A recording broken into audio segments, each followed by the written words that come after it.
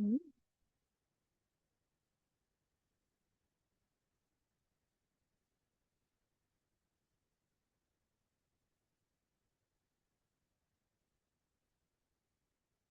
Welcome, welcome.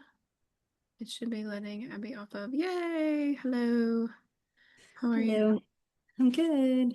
Nicole Flynn. Let me start admitting people. It said I've gotten emails that there are people waiting, but they're not all popping up in here. Hello. I'm gonna open the Q&A box. If you are watching, if you'll just type maybe where you're from and a remedy you like, or if you're a newbie, just type where you're from, just so we can make sure that it's working. And we're going to wait a few minutes for folks to join us before Abby and I get started.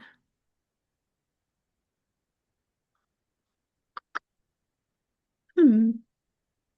Oh, there's my chat. Actually, let's abandon the Q&A box because it is not as great. So let's do that in the chat.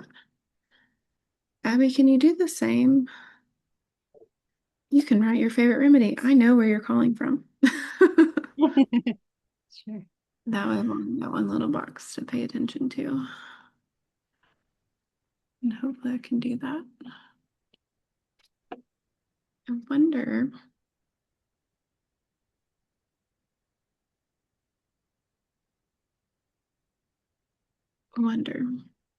I can see in my email that people are waiting, but I don't have all those names that's waiting. Taylor was there. Yay! Nicole is writing from Oklahoma. I can see that, and I see histamine, which we already know. Abby knows. It has saved my life and my belly so many times. We'll give a couple more minutes and then we'll get going. We are going to talk through some new remedies today that are in the cart online, but they have not been talked about at all anywhere. So that'll be fun. And I'm going to see if I can share my screen and still let people in. Hmm.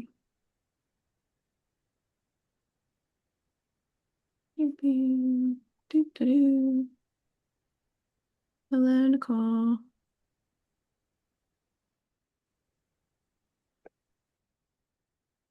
Let's see. We are going to record today, so we'll be able to go back and listen. I think we're going to go ahead and get started. How does that look for you guys? Is it taking up your whole window? It's kind of giving me the No, it still well, looks like it's still showing your notes or like the side notes and technology's so hard. Might just have to do the whole screen. Present.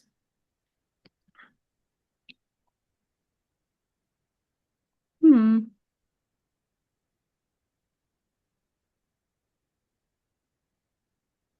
Welcome to Elizabeth's Technology Challenges. How about now? Can you guys see my screen? yep, that looks Okay. good. All right. Well, let's get going. And hopefully I'll still be able to see people as they join. If you want to leave your camera on, great. If you don't, totally fine. Just please don't leave your audio on because then everybody will hear everything. So we're gonna get started. My name is Elizabeth. You probably already know that. I own Hey Hey May. And homeopathy has become a super big passion of mine since I had a pretty rough tick bite. I contracted a couple co-infections a few years ago. And alpha-gal, the meat allergy. I'm all the way better now, but at that time I could not tolerate medication, herbals, any of the tools and tricks that we had. And homeopathy became the tool that made a difference and helped me get better. And so that has just really kind of started this combo. And Abby is one of our lead practitioners, and she got a rough crash course because I pretty much got bitten promptly after she arrived and started practicing with us. Um, And yeah, Abby, you want to introduce yourself real quick before we get going? Sure, yes. Yep, real quick. So I'm Abby and my background actually is with pharmacy. So I was a pharmacist for 20 years before shifting gears and getting into more of the natural world. And homeopathy was a big part of that, especially like once I joined Elizabeth's team with what she was doing, we started kind of diving deep into homeopathy. And then I've just done 2 years of more advanced training as well. So yeah, we've seen just such huge shifts and great support that homeopathy has had for our clients.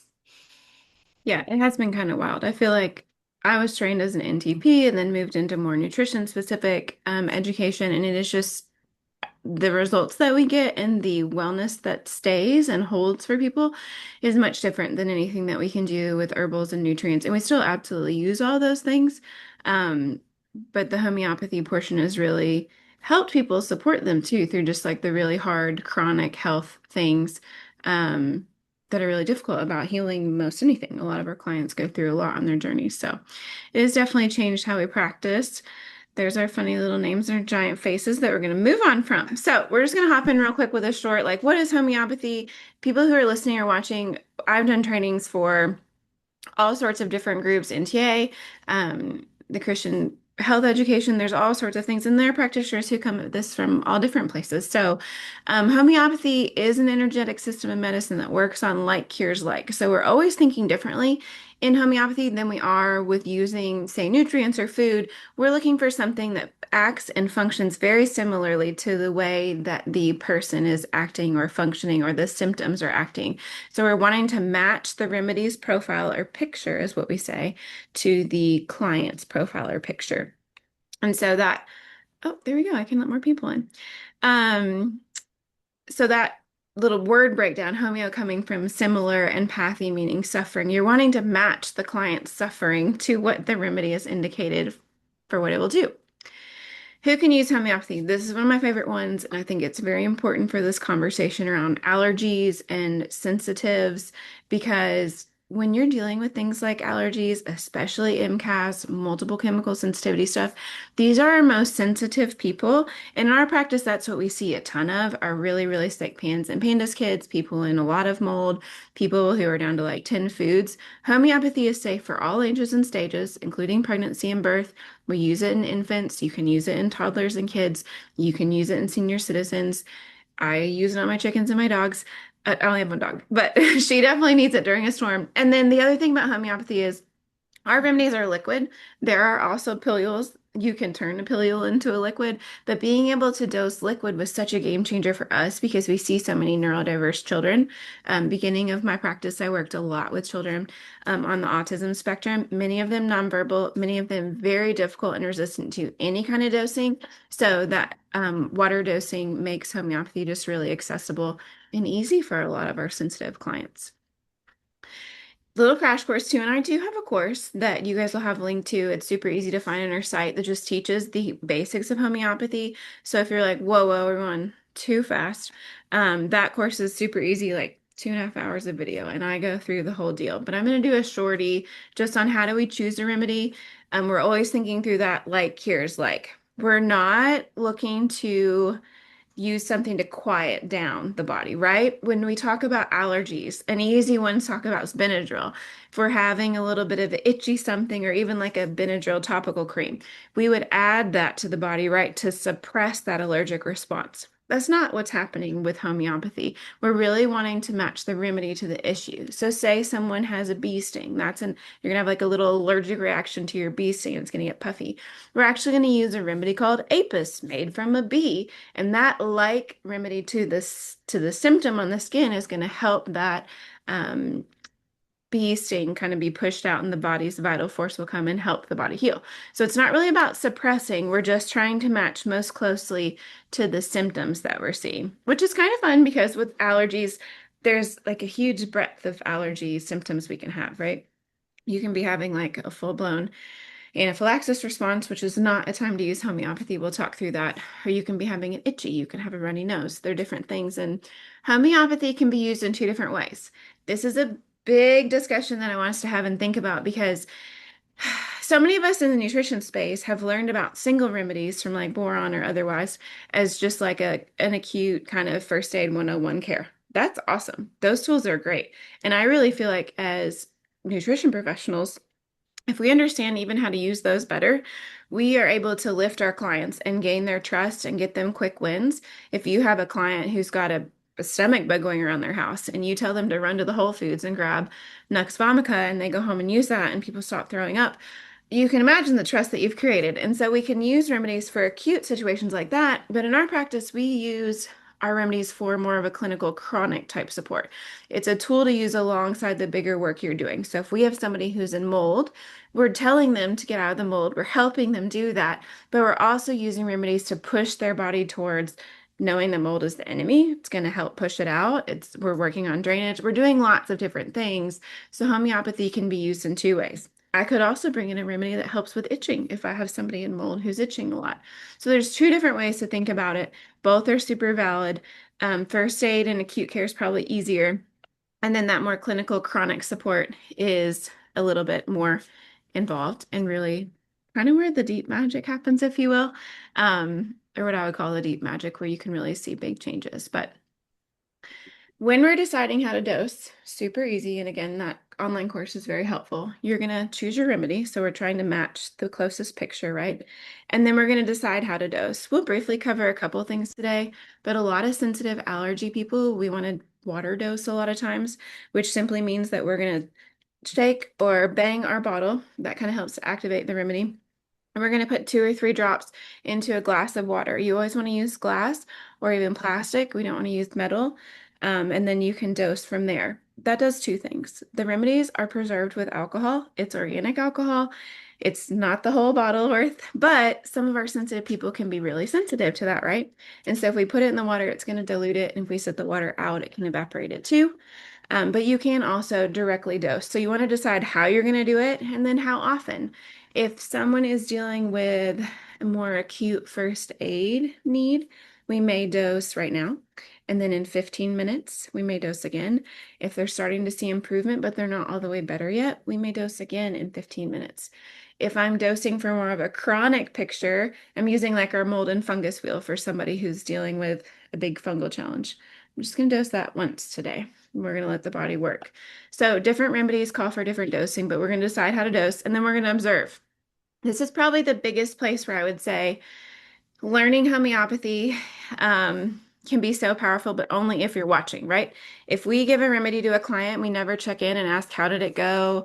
Like, what were your symptoms like after? We've learned nothing because homeopathy is about matching that client picture to the remedy picture.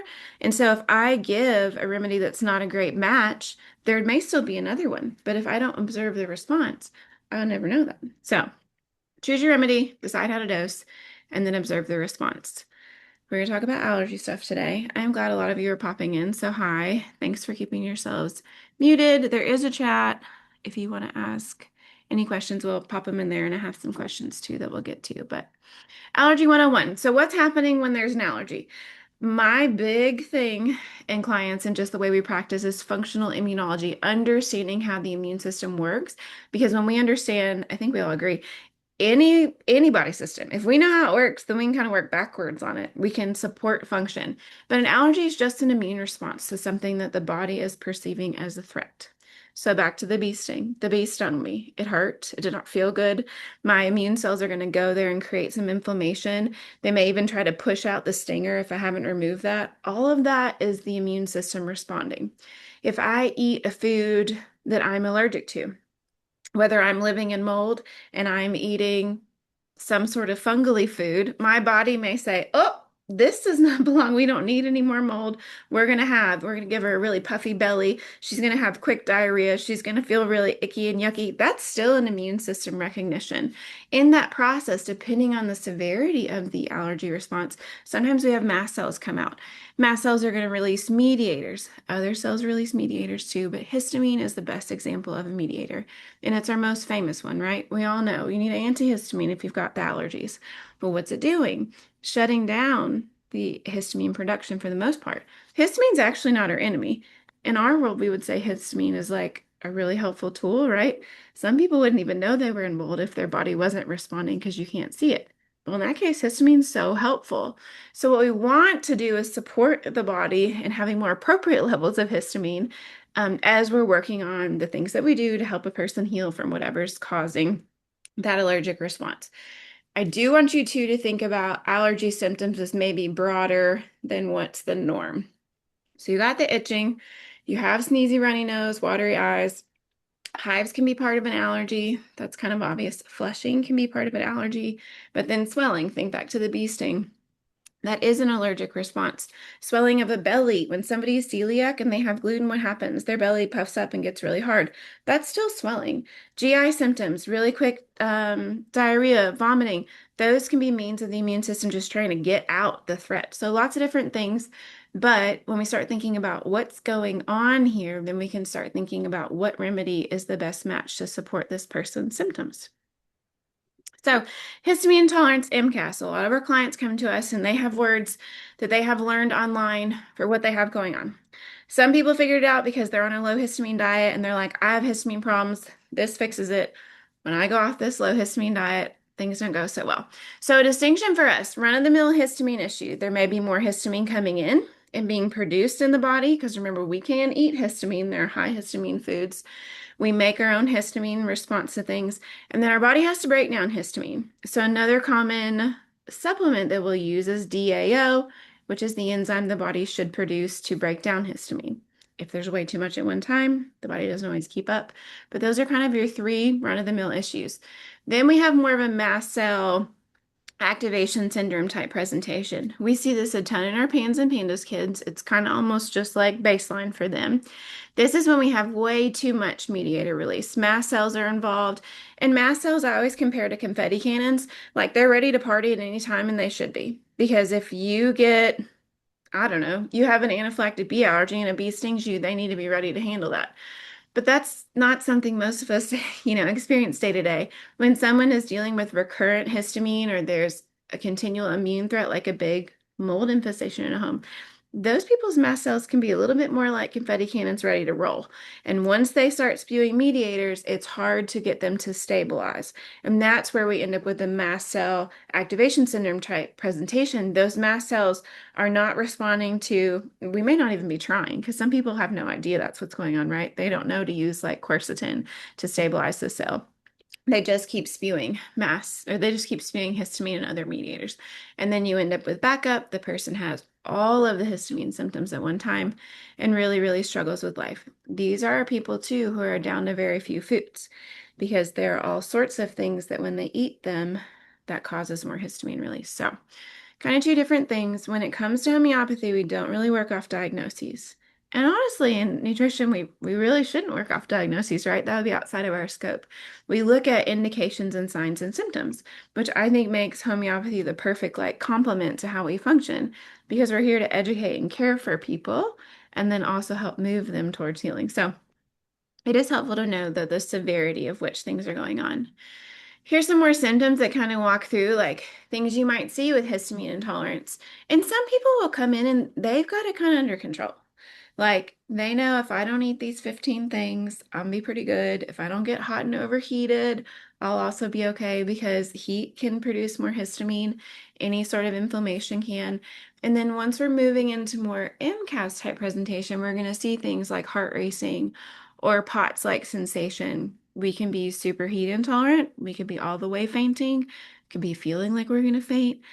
Sometimes with an MCAS presentation, you'll see someone who has more bradycardia, so really slow heart rate, and then other parts of the day they'll have really fast heart rate, which all of that can be really scary, create more anxiety, which creates more inflammation, and you can kind of see how we're just tumbling down a hill very fast, adding more histamine all the time, which is where homeopathy does a great job because it can help to quiet some of that stuff without really introducing something new.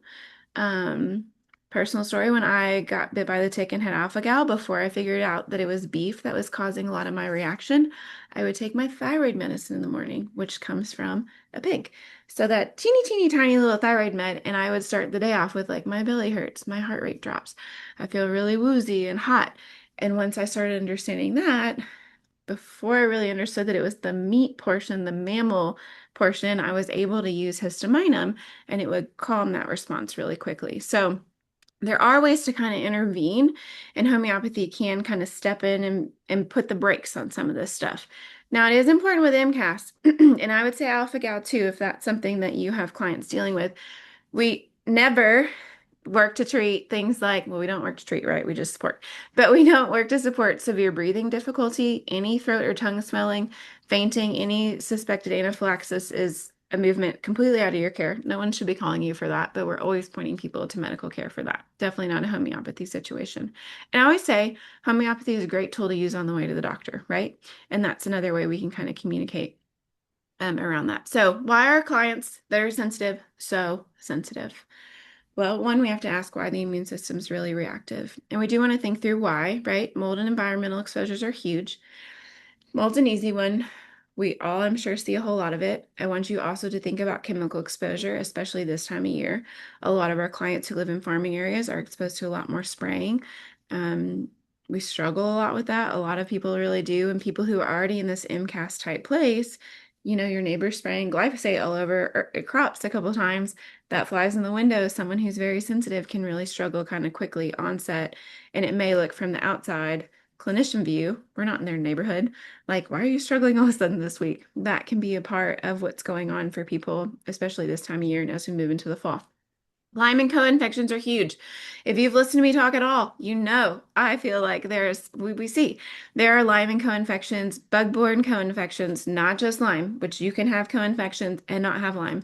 They are rampant, they are around, and they create an overreactive patrolling immune system, an immune system that feels like it's constantly under threat, but it's not really sure why. So you can start to see if it's looking for a threat inside the body, but it doesn't precisely know what it is, it will cross-react with all sorts of other things. Similar to Epstein-Barr or mono, when someone has that chronically, they're even cross-reactive foods.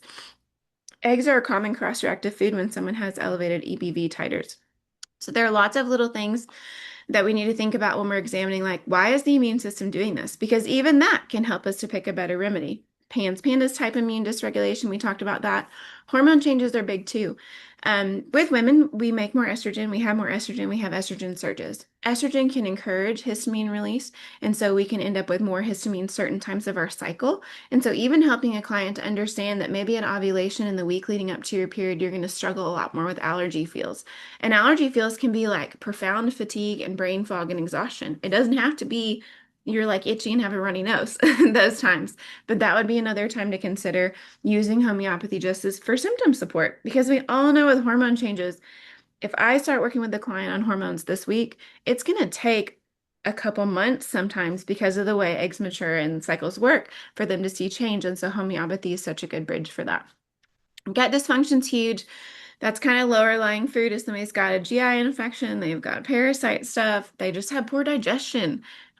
I can never forget talking about taking food, putting it in a blender, putting it on the sidewalk with the lid on when it's 98 degrees outside. What happens? That food starts to decompose and it releases gases. Gases that are happening there are going to provoke histamine response too. That food can be just rotting in the GI tract from bad digestion, and you're going to end up with like a histamine response that kind of came out of nowhere. So there's all sorts of different mechanisms there. Some people have an overall high inflammatory activity burden. People who deal with autoimmune disease are going to be much quicker to release a lot of mediators, have a hard time clearing them. And then you've also got the clearance capacity. That comes down to genetics, it comes down to hydration, how strong the kidneys are, DAO production, lots of things. But some people just can't clear efficiently the amount of histamine that their bodies produce or are exposed to. And homeopathy can still help there. We'll talk about drainage in a minute. And then genetic variants. I think I've covered that enough. So how does homeopathy help? Homeopathy can help with symptom support. So you guys are going to do deeper work. You're going to change diet. You're going to be pushing them towards new habits. You're going to teach them to be less inflammatory in their thinking. You're doing all kinds of stuff. But we all know that that's all work. It's hard. Clients take a while to get there. And homeopathy can be such a good tool for you to get them quick wins while they're working on implementing the good and necessary habits they need to do to get where they want to be. So homeopathy really can push the body's vital force to being less reactive from all different angles, I would say. We've had clients before who are so banana shape emotionally after suffering with like little list of foods, lots of worry of mold in their house. You know, the client who's just like kind of constantly stirring, can't figure it out. Something's wrong, something's always wrong. Even an emotional remedy that can come in and just like calm them can help support their histamine production. So there's lots of different ways to think about this. Abby's going to hop in and start talking about remedies, and we're going to kind of like jockey back and forth, I think, about what we've got here. But first one's probably a big OG, so I'll let you take that away, Abby. Okay. All right. The first one is our histowheel. And this is probably like our broadest spectrum for like overall allergies or histamine symptoms. It's probably, for most of us, it's our original kind of go-to to try that one. So obviously it's going to help with symptoms of itching, hives, rashes, the environmental reactions, allergic type symptoms, and food reactions, all of those type of things. In this remedy, we have one of the ones that Elizabeth was already talking about, Apis, which is made from the honeybee. So it is great for really all the allergic kind of reactions, hives especially, red, puffy, burning, any of that. It actually has the nickname of the homeopathic EpiPen. And so, although I would head to the hospital if there was an anaphylactic reaction, I would be dosing Apis on the way if there was an issue. And it has been really helpful in those situations to really kind of even calm an anaphylactic reaction. Another one that is in there is Allium cepa, which comes from the red onion. So when you think about cutting up an onion and your eyes are watering and you're getting nasal congestion, hay fever type symptoms, this is where Allium cepa comes in and really helps with that. Sneezing as well. And then it also has histamine in it. So some of these things will be made from, like I said, some red onion, honeybee. So we can make homeopathy really from anything. A lot of them come from minerals, plants, but other ones come from what's called sarcodes. And so those are remedies from like healthy animal tissue. It can be glands, organs, those kind of things. So histamine falls in that sarcode category. And so it really helps to balance and regulate the histamine response in the body. So it's a great one even on its own, which we'll talk about in a little bit. But the other one in there, we have the DAO sarcode as well. So that's from the DAO enzyme. So it really encourages the body to break down histamine. It's always working with the body, balancing and regulating. It works with that vital force, like Elizabeth was talking about, which is really that divine healing property in the body. The body knows what to do, and so that's what it's really working on. So if we stimulate that, the body knows what it needs to do in order to, upregulate something, downregulate something. So those sarcodes are really great in really going in specifically for, the histamine or breaking down the histamine. All right. Anything else on that one? I do have a case I can.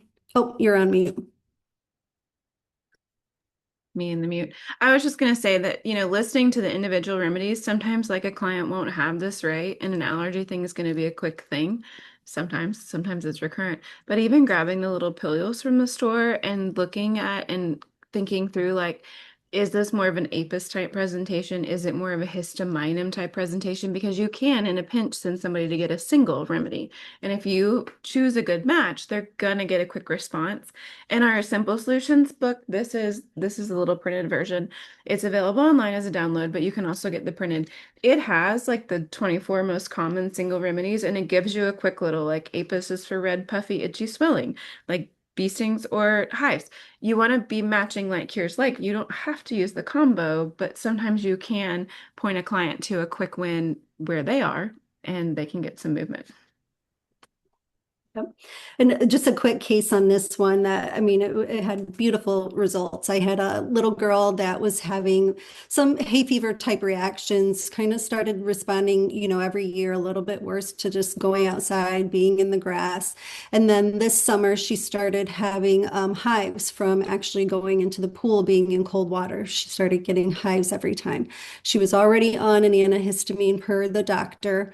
And it was a really quick case taking. I didn't take a full case, but I was like, let's give this a try, and then we can always do deeper work if we need to. And so we did go ahead and give her that. And actually, from her very first dose, she did not have another allergic response.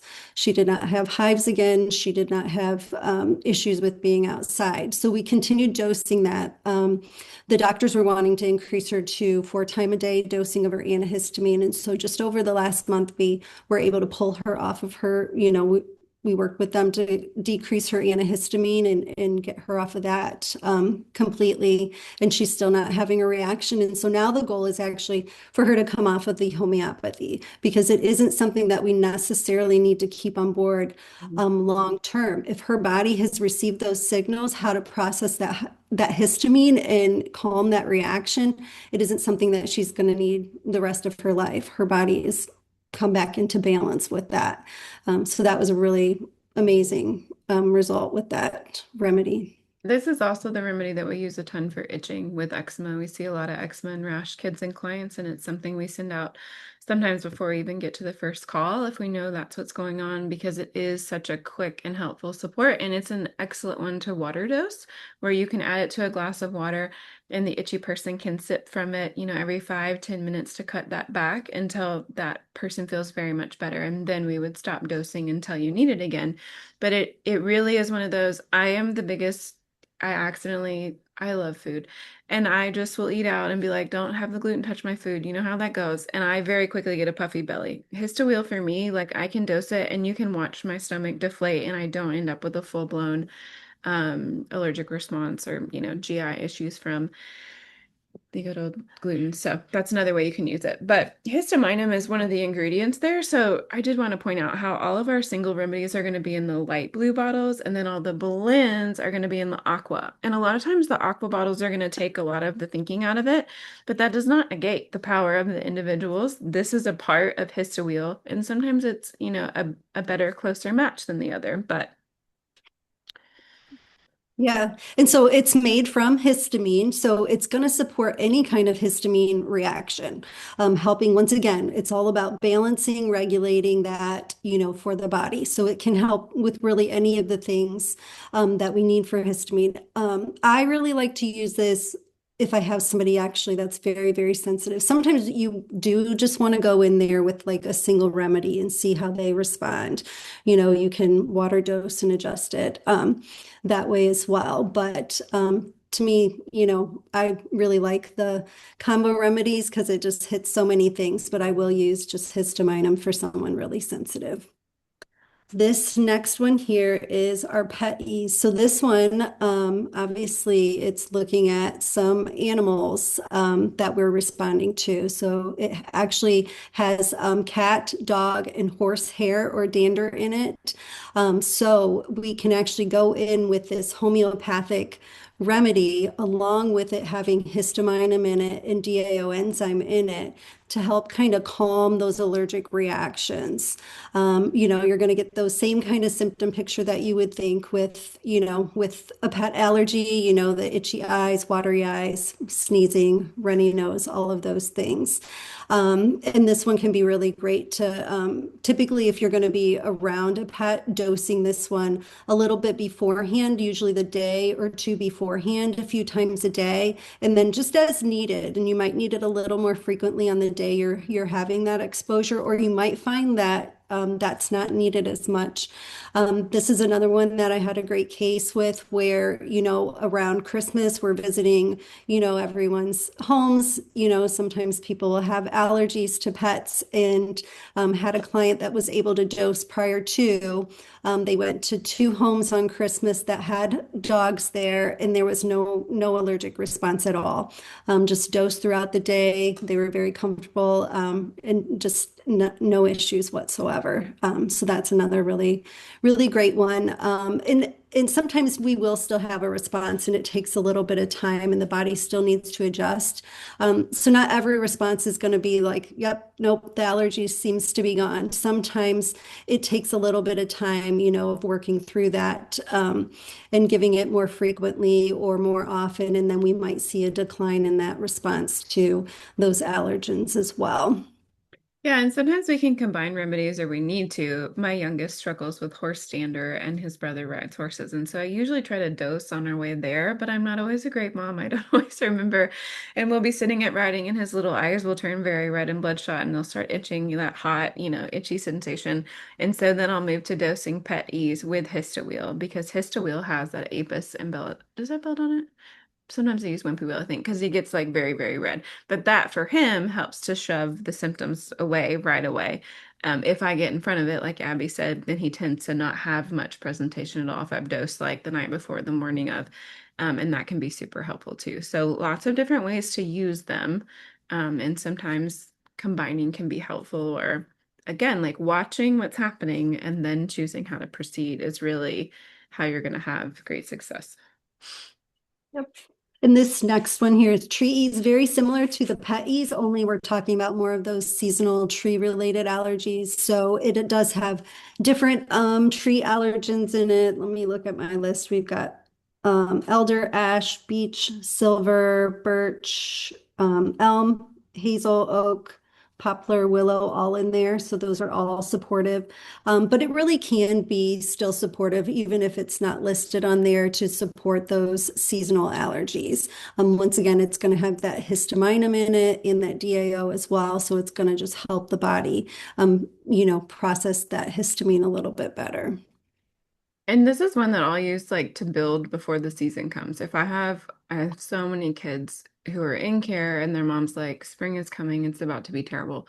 We will throw this in right off the bat before the trees start blooming or anything's going on. And you can kind of get in front of that inflammatory allergy response. You can still use it as needed. On days that those kids struggle more, they're playing a ton outside, they may dose additionally, but a lot of times you can really get in front of the ball there and shift symptom load.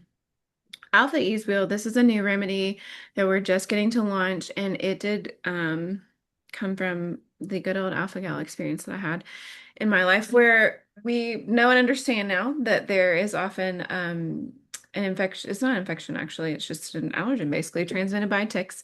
It's supposed to be just Lone Star, but we're seeing it in other ticks, and it over time or immediately, you can get two different versions, can cause the host that's been bitten to develop an allergy to mammalian meat, which at first sounds like not a big deal, but when you go, it's going to be beef, right? Pork, any of those derivatives. So glycerin is in so many things. People can react topically. So a lot of lotions will have beef glycerin in them. We love to use tallow on our skin. That's out. There's so many different things that a person can start reacting to. And I think for us, this is something that's used a bit more in like clinical practice where the auricular needling is because it's helping the person cope with the symptoms of alpha gal. So as a person's going through ear needling, which just to give you a tool in your tool basket, if you know anybody who's dealing with alpha gal and is like, the rest of my life I can't eat meat, they need to go have auricular or ear needling done by an acupuncturist who's been trained in it for the purpose of resolving the allergy.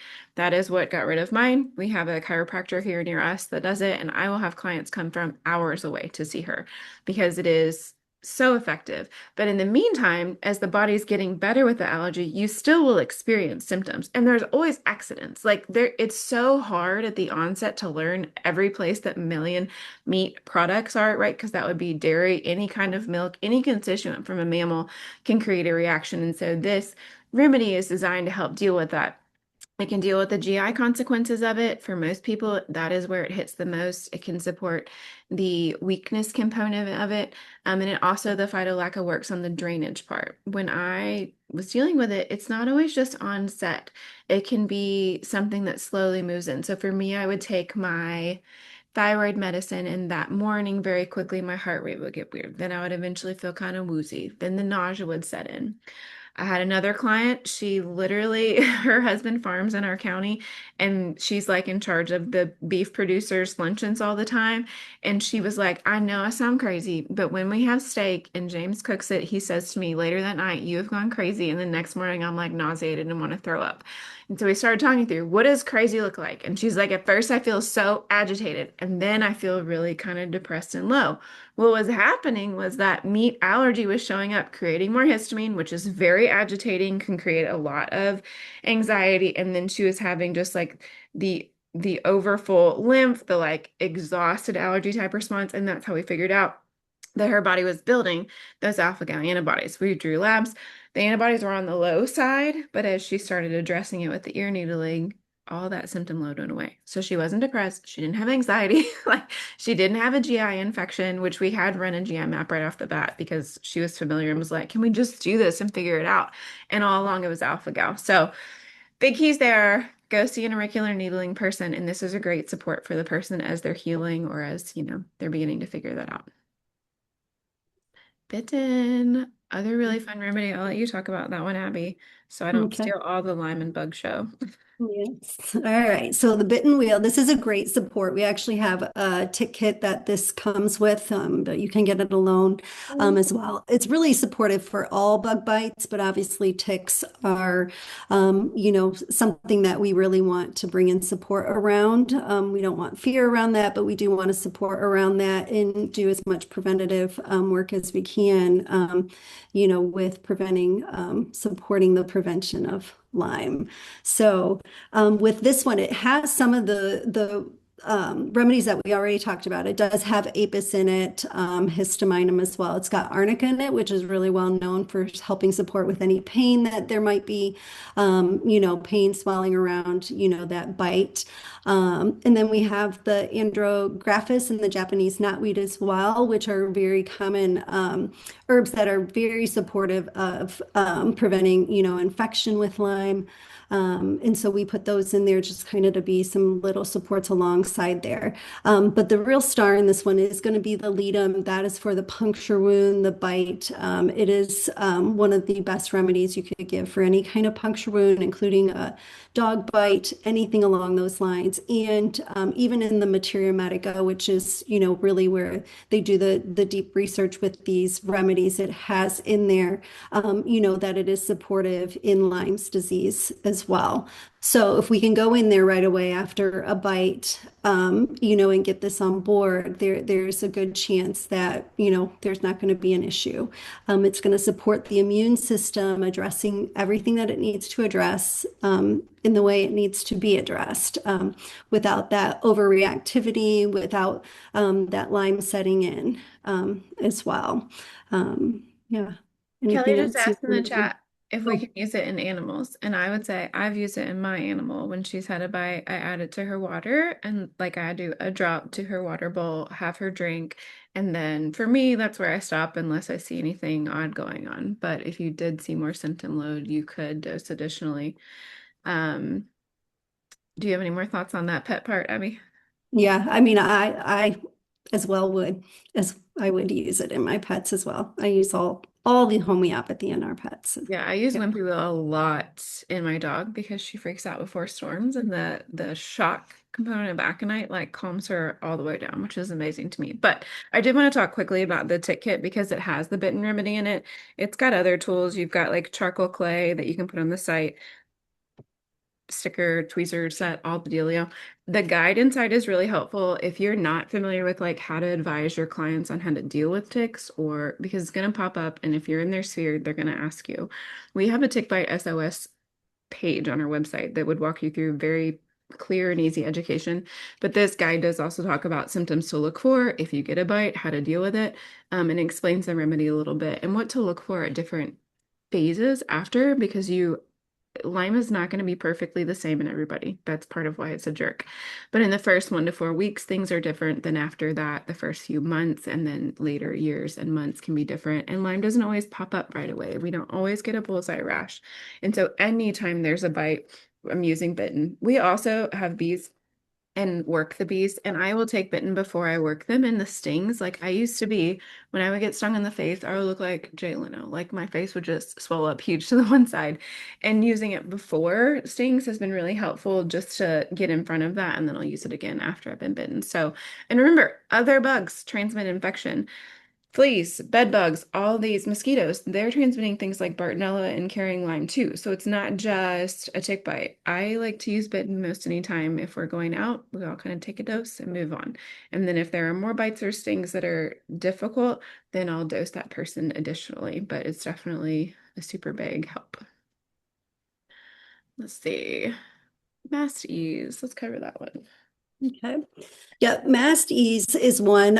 It's not one that we, dose as much acutely. It's really one that we kind of bring in alongside when we know there's mast cell activation syndrome going on, just to help stabilize the mast cells. It does have the DAO in it, has histamine, but it also has mast cell in it. So we're really using this, to help kind of stabilize, everything, especially in like our more sensitive clients, the POTS type symptoms, any of that. So really, it's just kind of added in that mast cell part to just work on stabilizing all of that.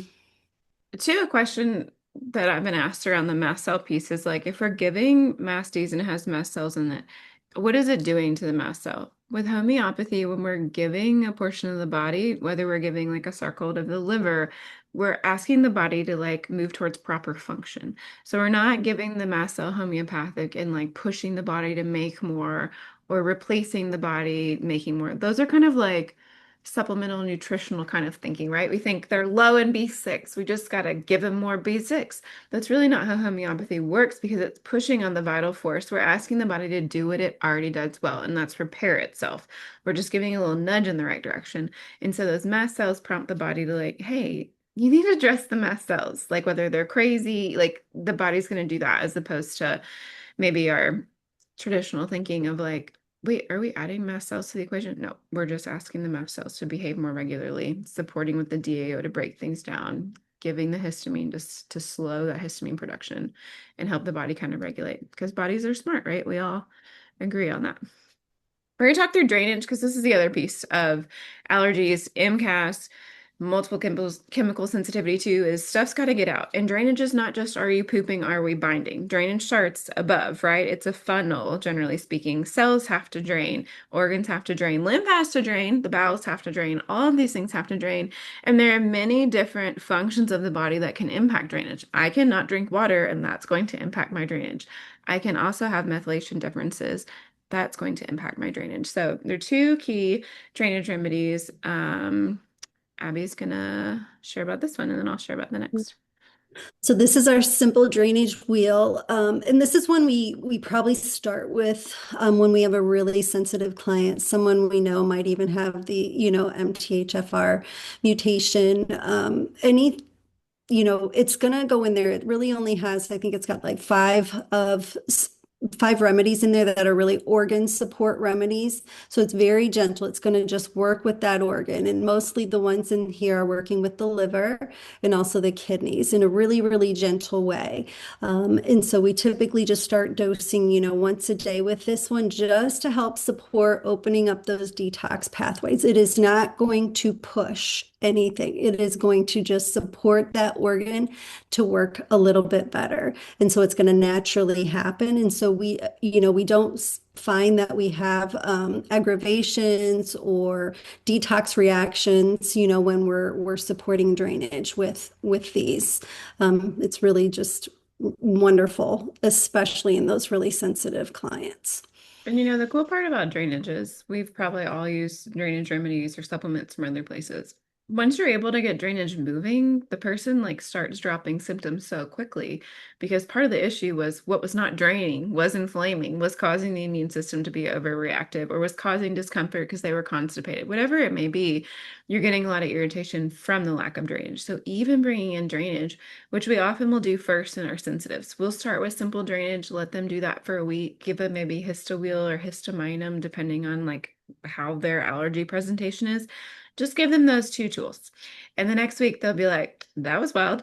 I feel like I could use Histowheel and I felt like I was having histamine come on. I feel lighter. I've been pooping more often. I just don't feel as like bleh, sluggish. And so even just those two simple hacks before you're able to get into teaching them a low histamine diet, before they're compliant with things you're asking them to do, can really help to lift them. Total drainage is another drainage remedy. It's a little more broad. It's really looking at more organ support. I like to think of it as like a lifting and a draining because you're really prompting a lot of organ systems to kind of move and do what they need to do. It's a bit more comprehensive, and I often will start here unless someone's really sensitive, just because it does really help to push a lot of organs in the right direction. And you already know when you've got complex people, it's not just one system that's not working, there's lots of systems. But this would be another. Abby, do you have other thoughts on that? Because I know we definitely use things in different ways too. Yeah, no, same. I often start with this if they're not super sensitive. Yeah, some of the other organs that this one supports is the lung, the hypothalamus, the pineal, thyroid, is in there, pituitary, adrenal cortex is in there. Yeah, lymphatics are in there. So it's really just a full, like a wonderful full body drainage support. Yeah, so if somebody like, for instance, was living in mold and I know it, I may start with simple drainage, let them do that for a minute because we know there's trash sitting, right? Like right in the lymph system, there's stuff that needs to move first. And then I would bring in total drainage wheel because you can hear that, like even the adrenal being in there, think about how it's going to modulate, right? So we're not like lifting and overstimulating the adrenal, and we're also not trying to suppress it from making too much cortisol. You're really like lifting the person. They're gonna feel a lot better. People who are dealing with so much brain fog, people who have Lyme, so much pituitary dysfunction and therefore hormonal dysfunction. So total drainage can come in and just really like quietly nudge the organs towards a better place. And so I will often use them together too, in the beginning just to get things moving.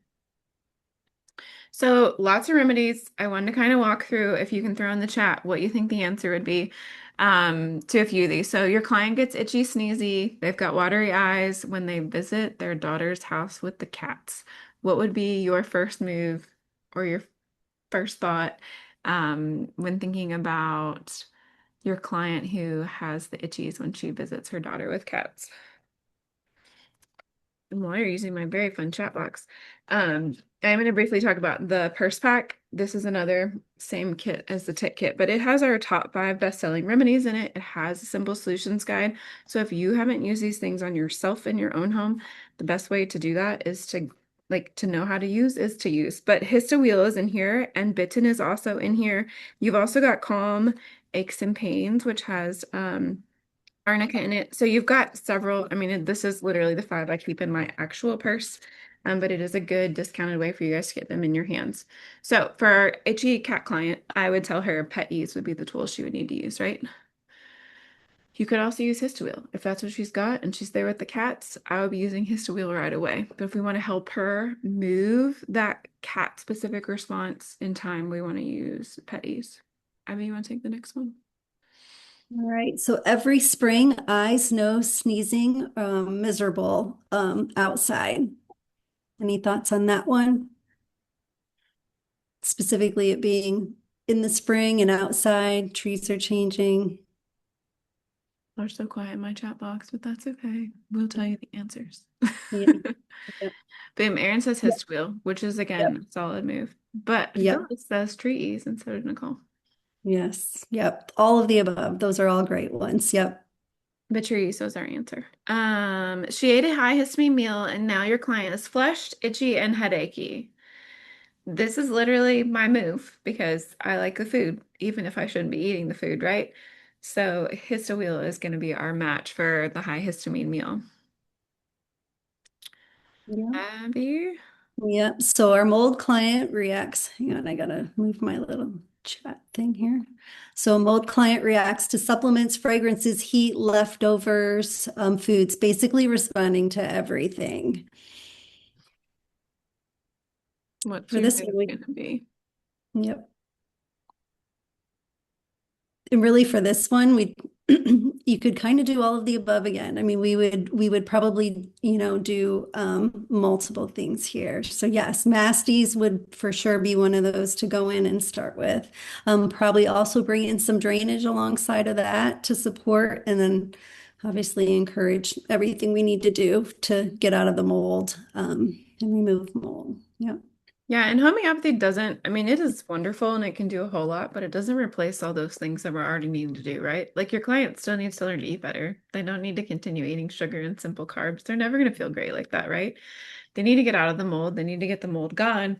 But also, like those of us who have had mold, it is not an overnight thing. And if we can alleviate their suffering while they're working on getting out of there, and we still have to teach their body, they're like, mold's not a friend. We don't have to overreact when we're around it. We have to get it out. So homeopathy really helps to do that. Our last one is the very sensitive client, and I'm worried that pushing drainage will make her feel worse. Or we get a lot of people, you'll do clarity calls and they're like, I can't take any supplements. I can't do anything. Everything makes me sick. I will try food, but like, I'm just not going to be able to. Simple drainage is the move. Like, I bring that in right away. I also will even put them on Histowheel because most of the time, the reason they react to everything, histamine's in there, whether it's itching or their belly hurts or whatever.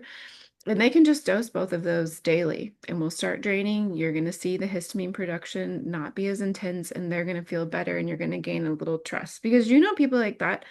I mean, I've been there where you've gotten things to a place where you're stable. You don't want to try anything, but you do want to get better. That simple drainage can really be helpful. And as soon as they're feeling functional and they're trusting you more, I would actually go ahead and use total drainage because then we're going to kind of start lifting. We're supporting those adrenals that are so tired from participating in those oversensitive reactions for so long, as you're doing the good work of addressing whatever else it is that you find is going on with them. So there's all our fun little answers. I think the big reminder that I'm always telling our team, and I'm going to tell you, is we're not asking what diagnosis does my client have. Homeopathy moves us from that. We're definitely informed by that, but you and I know super well because our clients come with all kinds of wild diagnoses sometimes that don't even match what's going on. We want to ask, what's the client's symptom picture? And then which of my tools most closely match that if I'm using homeopathy? If they've got a burning sensation and there's swelling going on, I may reach for APIS. If we know it's histamine response, we're going to reach for histamine. If we're not sure which or they've got both, Histowheel is such a good tool, but we're really wanting to match like with like so that we get a good healing response. And don't be afraid to push dosing. You really can't, and Abby may disagree with me here, but you really can't mess up. If you don't match a remedy with the person, not a whole lot's going to happen. And that's maybe disappointing, right? Because the client's like, I took the thing. What happened? We didn't have a good match. We need to find a better match for your symptom load. And that's on us as a clinician. And that's really why we developed the blends, all of this Aqualine, because it takes a lot of the like having to study and know every single little remedy and their weird names out of it. Like, I can use mast ease wheel when a client is showing symptoms of mast cell, and then I can also use histowheel when there's histamine type symptoms. And there are tons, like we have molluscum remedy, we have a wort wheel, like these things direct you and the client in ways to really use the tool of homeopathy that's so wonderful. There are no known side effects. There are no interactions with medication. So that's your other big thing is like you can have a client who's on meds. You can safely use homeopathy alongside of that. You're not going to have contraindication. Whereas with a lot of herbs and nutrients, we absolutely have contraindications and we have to watch it a lot more. Homeopathy is really free and clear in that way. And so for our chronic complex clients, a lot of times they are on things. And homeopathy can still work there. So I have some questions that were emailed in, but also we do have a chat, so feel free to drop things. Nicole asked, how often did you say you're dosing the drainage remedies? It really depends on the client. When somebody starts, we'll just dose once a day, or I will. And I tell them, if you have an adverse response, stop. Let's talk about it, and then we'll proceed again. So if somebody feels like I dose simple drainage, and sometimes it's a very benign thing. They just have loose stools, and you're like, that's okay. Something moved. It's fine. You're fine. Are you fine? Cool. We'll continue on. But for the most part, simple drainage daily, once a day is what I start with. And you can move up to, 2 or 3 times a day, is an option. But total drainage, I really stay at once a day, maybe every other day. If that goes good, then I'll move to daily. But again, communicating with the client, we do ask them to kind of keep a little bit of a journal. Most of our clients have messaging access, so they can send a like, hey, I took this today. This is what happened. What do you think? Um, and a lot of times they're just looking for all of us. We just need reassurance that we're headed in the right direction. But what are your thoughts on that, Abby, for dosing wise? And they will answer. Yep. Yeah, same. I would start once a day, see how that goes.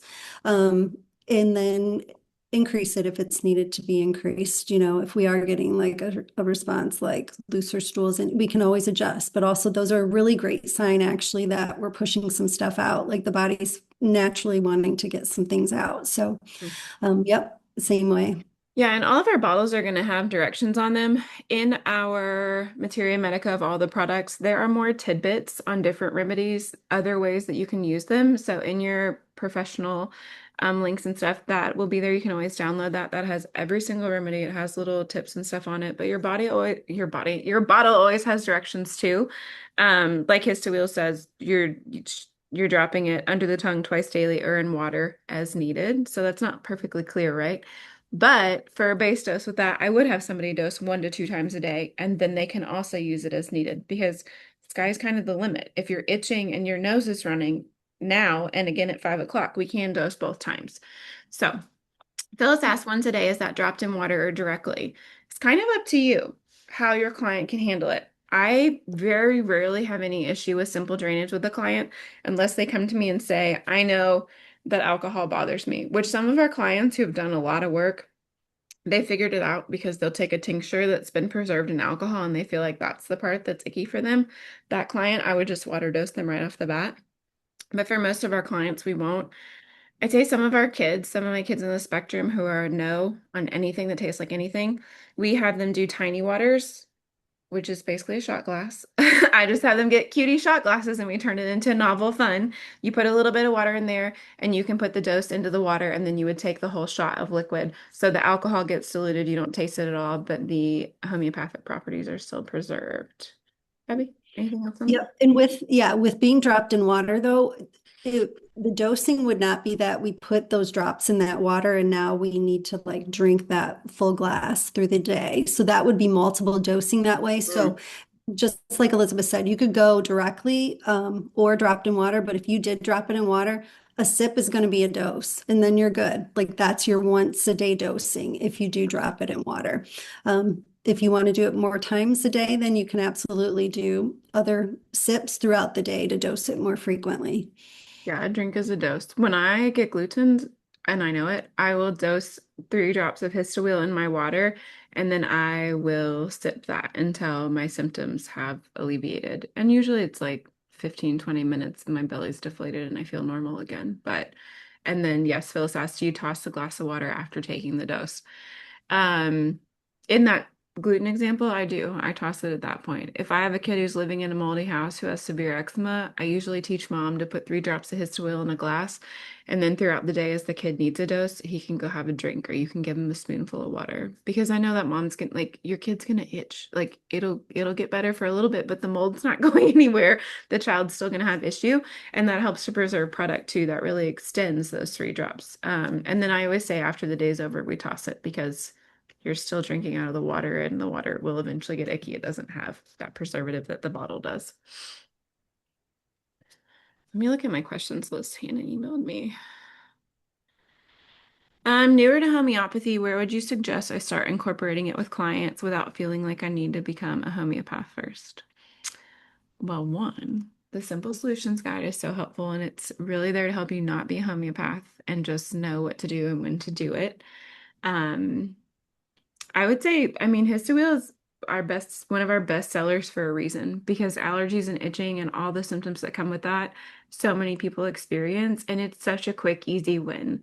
With homeopathy, I really feel like you got to get a client to have a win before they trust it with all things, honestly. Like if you give a supplement and somebody doesn't feel a difference, at some point they're going to tap out, right? And be like, that woo-woo didn't work for me. So Histowheel is one, I mean, if you've got congestion in your nose, but you also have like an itch going on. When you dose it, you're gonna feel like your nasal cavity kind of deflate, like the pressure very quickly alleviates. And so it's just something that's really, really, really quickly helpful. Aches and pains is probably the other one I would think of because if you've got pain in your body, I use it for headache, even though we have head pains wheel that addresses headaches more. You, it's just such a quick response. Dental work, nerve pain, aches and pains, that hypericum remedy that's in there really helps to address those quick nerve pains. So that's another one that is a quick use with clients. Abby, do you have a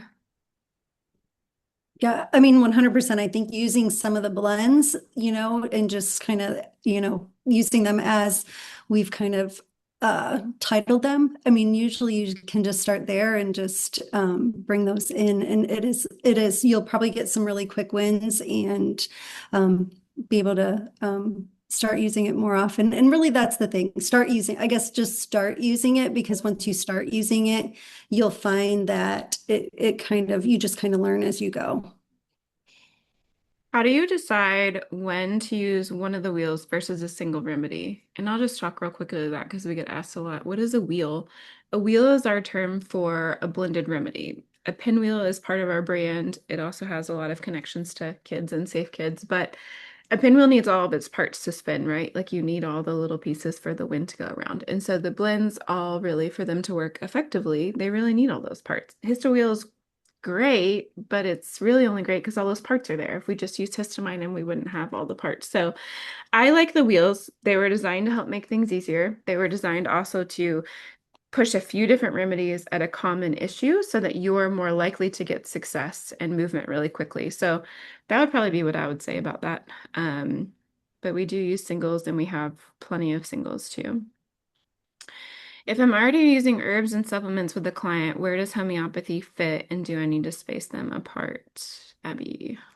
I mean, it really fits in with anything, even traditional medications, because it's not going to interact. So it's really wonderful to kind of bring in an added support that isn't actually putting another burden even on the body. So I think it works well. As far as keeping them apart, honestly, you really don't have to, have it on an empty stomach or anything like that.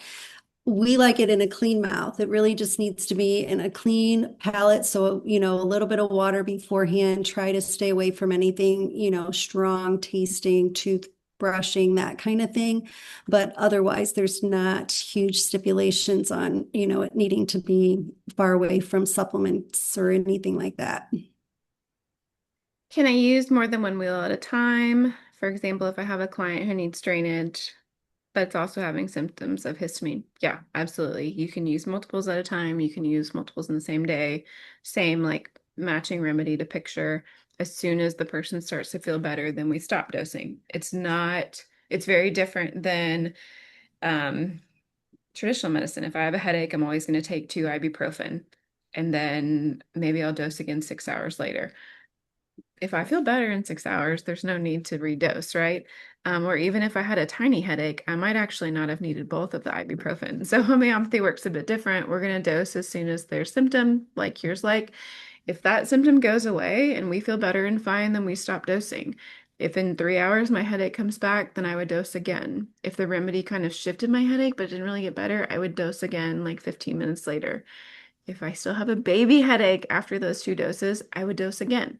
You're really pushing the body towards cure. So if the body needs a little more shove to get that headache out of here, then we can dose again.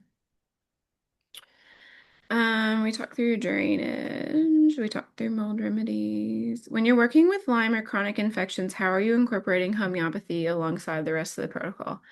That is a very giant question. Um, I would say we use homeopathy so much for symptom support, and then we have the core of our protocol and program that works on teaching the body to deal with the infection and get it into dormancy. So those could be things like with EBV, we're going to use monolaurin probably. We're going to use an antiviral at some point. But when that person has a headache, I'm going to have them use head pains wheel. They'll be using red light on the back of their neck. There's lots of ways to combine things so they're feeling better.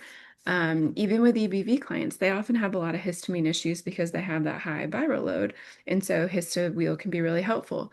But a lot of EBV clients have a lot of depression and a lot of really kind of like low mood. they're exhausted because they have mono. And so, we'll use uplifting wheel, which helps with depression, or sometimes we need to use brave wheel with strep because there's so many fears that come along with strep. The fear of contamination, fear of the dark. Like strep is such a primal fear thing. So we're using the emotional remedies, honestly, are a huge part of why we decided to move into the homeopathic space because we needed them. Our chronic clients have the most layered emotional struggles, issues, and we needed more emotional support. So we're a lot of times using the emotional supports. And then also, if you have a client who has chronic viral stuff, what else do they usually have? Warts. Kids will have molluscum. You can't get rid of it. So remedies like that we're using alongside those chronic infections.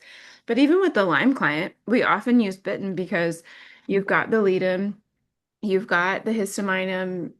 Someone who has like chronic or even recent Lyme will often have random rashing. They'll often have random itching. They'll have lots of headache, suffer stiffness.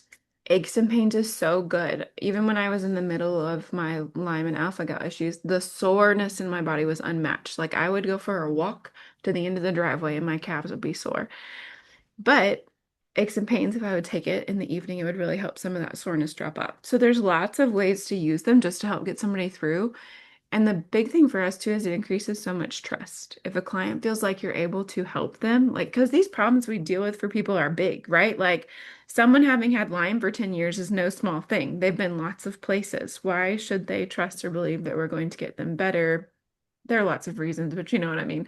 If I can help them in the first month while they're just getting started on the core protocol, not itch, sleep at night, and not have, rashing on their body, that is a huge win and really helps not only to move the body towards cure, but to help them feel better.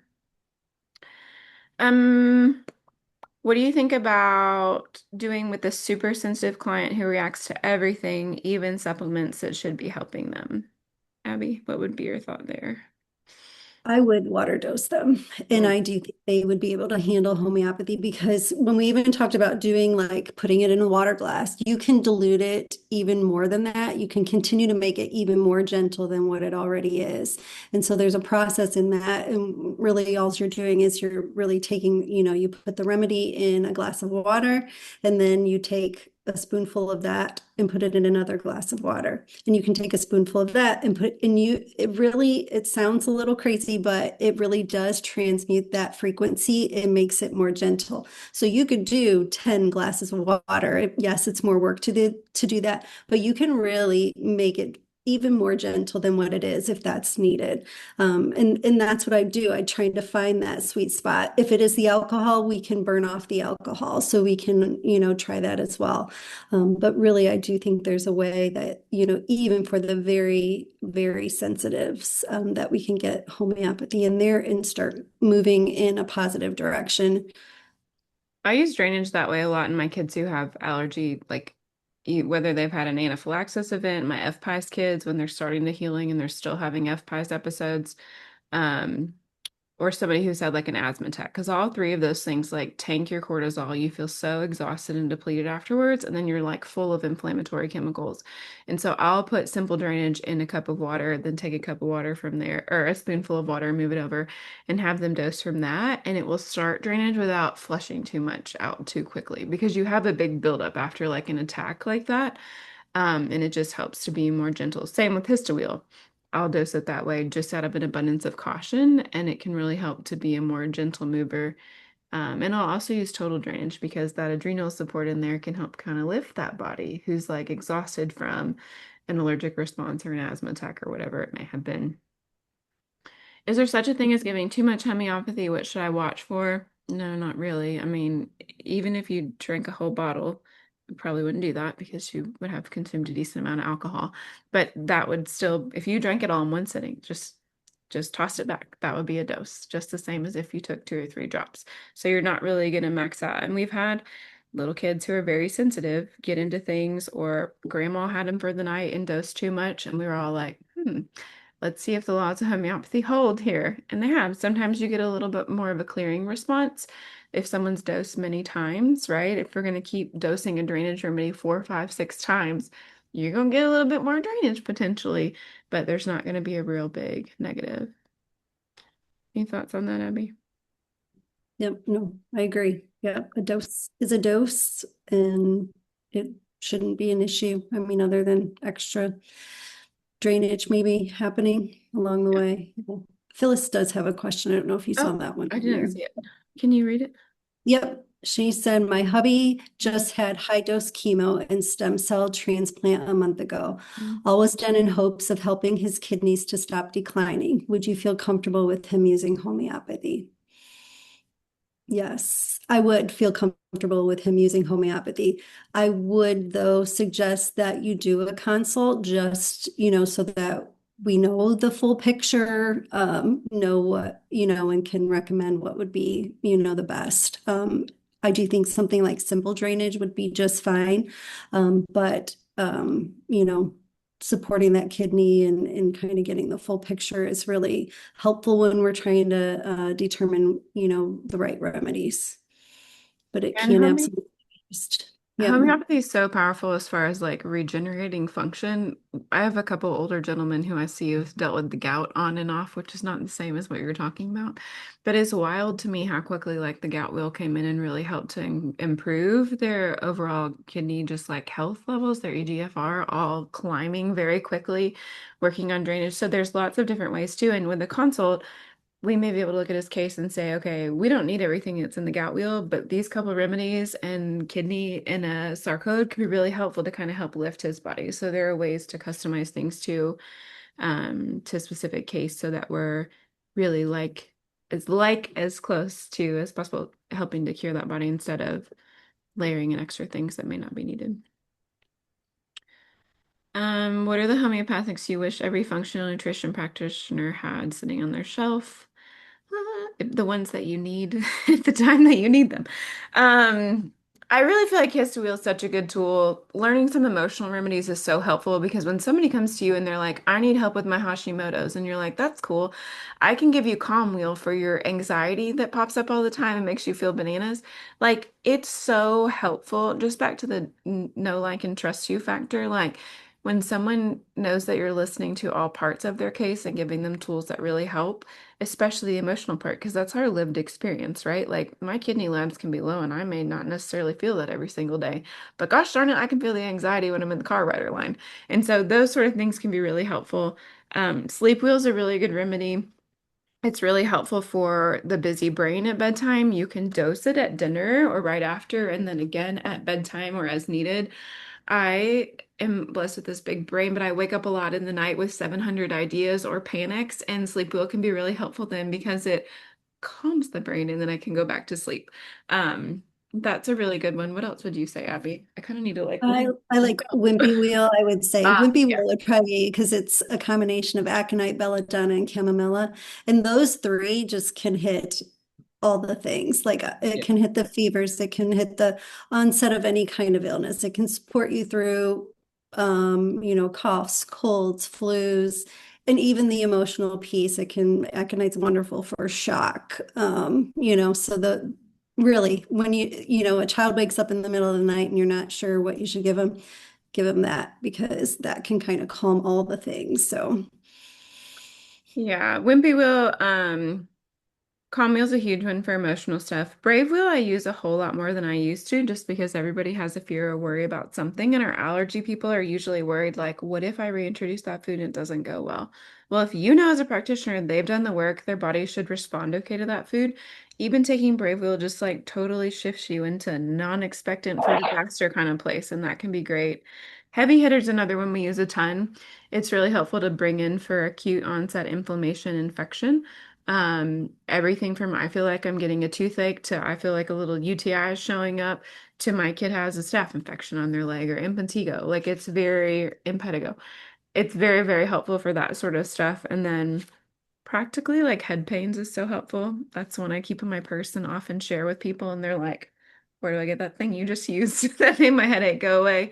And I love tummy SOS, but my house is the house that usually has a little bit of tummy stuff here and there. So it's very helpful and it can shift tummy stuff really, really quickly. Indigestion, heartburn, gas, vomiting, any of that kind of stuff. It can really calm things down. Phyllis just said around her husband that his immune system is starting over from treatment. So I have 105 thoughts about that. Past homeopathy too, but also there are homeopathic sarcodes that help with immune cells regenerating. Anemia will is such a good help too, because where do your immune cells start? In your bone marrow. We have to get healthy bone marrow to get healthy cells. And so there's lots of using our smart brains and nutrition and bodily function, combining that with homeopathy gets us very different results because sometimes people can't tolerate the B vitamins they need to make better red blood cells. Maybe that's not the problem either. Maybe the bone marrow is not healthy. There's lots of intermingling, right? You can start to see how our training and understanding, when you cross it with homeopathy, can really open up kind of a whole big world. So let me see. We're definitely over time, but there was one more I wanted to answer in my list. The headache remedy I just mentioned was called head pains wheel. And in a pinch, I would use aches and pains wheel if I didn't have head pains for a headache.